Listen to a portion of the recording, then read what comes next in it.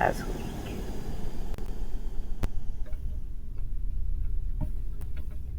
The rainy season had just began early summer, and June had been no exception. It did not surprise the man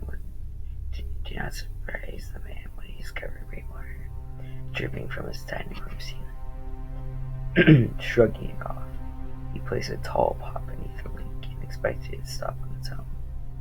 However, it continued to rain. Before he knew it, the pot would threaten to overflow. He had to dump the water out first thing in the morning and straight after returning. Eventually, he began to notice the water damage at the source of the leak. The white ceiling had been discolored, turning a dull shade of brown. He checked the weather and realized it would continue rains periodically over the next 10 days. The man was worried about the ceiling mildewing and becoming expensive to repair, so he called the local handyman. Unfortunately, the man could not sign to have the repairs done. Only his landlord could, and it was a frustrating policy. The man called his landlord but could not reach him. He left him a few voicemails detailing how the damage was becoming progressively worse.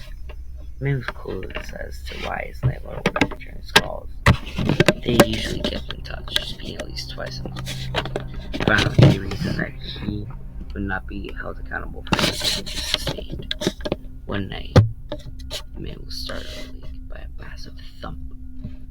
He quickly turned on his bedside lamp, and just vaguely, he could see an overturned table and a large shape laying across it. He sprinted out of his apartment and called the police, gagging at the smell. The man sat at the police station with a blanket wrapped around his shoulders and a coffee mug resting in his hands. He did know one thing. There had been a dead body in the ceiling, and the water had saturated it so badly that it caved under the weight. So far, the body was unidentifiable due to the rainwater, and it was being decomposed. While the men waited, he called his landlord and finally reached him. Panicking as he explained the situation, his landlord was just alarmed. The man pleaded for him to come to the station while he made his statement. The man paused as a detective crossed over to him and lowered his phone, wondering if the body had been identified. His blood ran immediately cold, and he shook his head in terror. The body belonged to Richard Thompson, his landlord, and he had been dead over a year ago.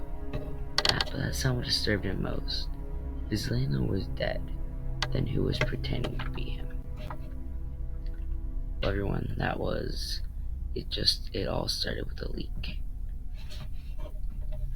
We will be posting daily with news, scary pastas, and other miscellaneous reading every day. See you later.